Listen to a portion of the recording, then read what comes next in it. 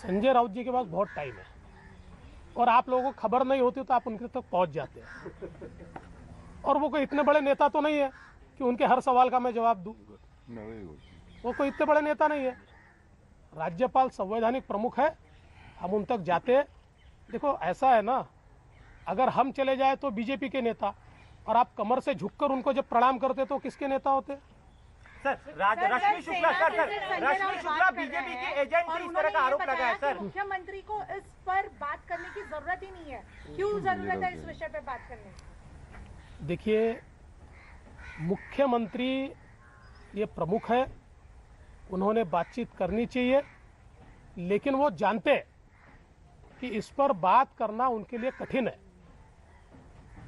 और अगर इस पर वो बात करेंगे तो कहीं ना कहीं जांच करनी पड़ेगी, जांच के आदेश देने पड़ेंगे, जो वो देना नहीं चाहते। अपनी सरकार को बचाने के लिए, हफ्ताखोरी को बचाने के लिए ये सारा मामला चल रहा है। और इसलिए मुझे लगता है कि संजय राउत तो कोई अधिकृत व्यक्ति नहीं है, उनकी बात को सरकार की बात तो नहीं माना जा सकता। वो कोई सरकारी थोड़ी है, और इसलिए सरकार की ओर से कौन बोल रहा है, क्यों नहीं बोल रहा?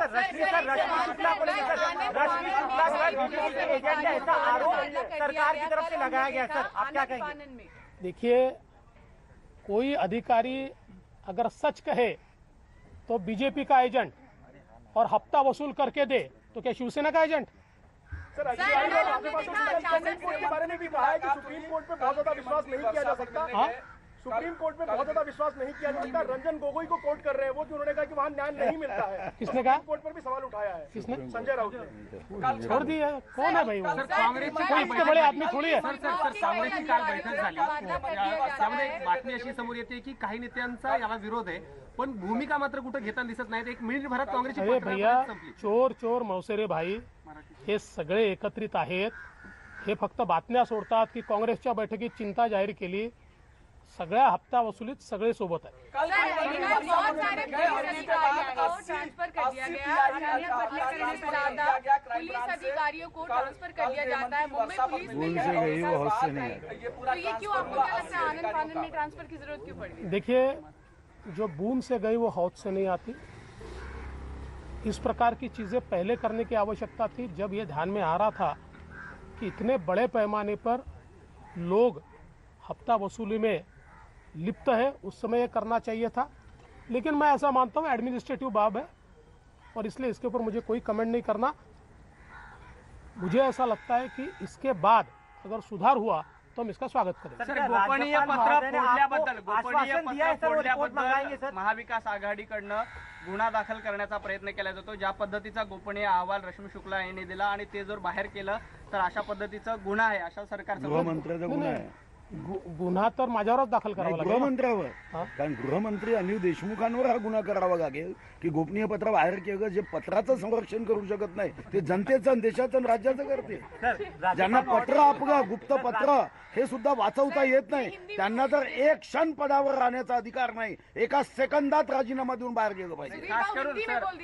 खास करून रश्मी शुक्लांवर गुन्हा दाखल करण्याची मागणी केली। नाही, गुन्हा त्यांच्यावर दाखल काय, म्हणजे एखाद्या प्रामाणिक अधिकाऱ्यांनी सत्यस्थिती सांगणं हा गुन्हा होतो। आणि तुमच्या फाईलमधून ते पत्र बाहेर जाणं, तुमच्या अधिकाऱ्यांच्या माध्यमातून, तुमच्या पीएच्या माध्यमातून, तुमच्या पीएसच्या माध्यमातून खंडणी घेणारे जे अधिकारी आहेत त्यांच्या हातून जर बाहेर गेलं तो गुन्हा कोणावर दाखल करता? हा गुन्हा तर गृहमंत्र्यावर दाखल केला पाहिजे। गृहमंत्र्यांना एक क्षण पदावर राहण्याचा अधिकार नाही। हे जगामधल्या अनेक पंतप्रधान राष्ट्रपती भवनामधून जेव्हा अशा घटना झाल्या त्यांनी राजीनामे दिले। त्यांना आठवण पाहिजे असेल तर आम्ही पूर्ण इतिहास काढून देतो। विषय मी बाहेर काढलेला आहे, त्यामुळे गुन्हा दाखल करायचा असेल तर माझ्यावर करावा लागेल, आणि मी त्याची पर्वा करत नाही। जर हप्ताखोरी होत असेल, रॅकेट होत असेल, आणि त्या रॅकेटमधनं महाराष्ट्राची बदनामी होत असेल, तर महाराष्ट्राची बदनामी होऊ नये याकरता 4 गुन्हे अजून माझ्यावर दाखल झाले तरी मला फरक पडत नाही। मी कोर्टात जाईन, कोर्टात मध्ये सिद्ध करेन।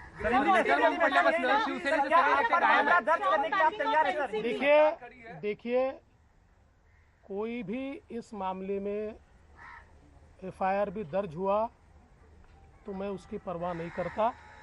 मैंने महाराष्ट्र के हित के लिए ये काम किया है।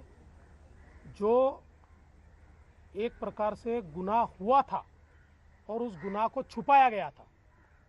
25/8 को रिपोर्ट जाने के बाद कॉग्निजेबल ऑफेंस हुआ था और उस कॉग्निजेबल ऑफेंस को छुपाने का काम इस सरकार ने किया था।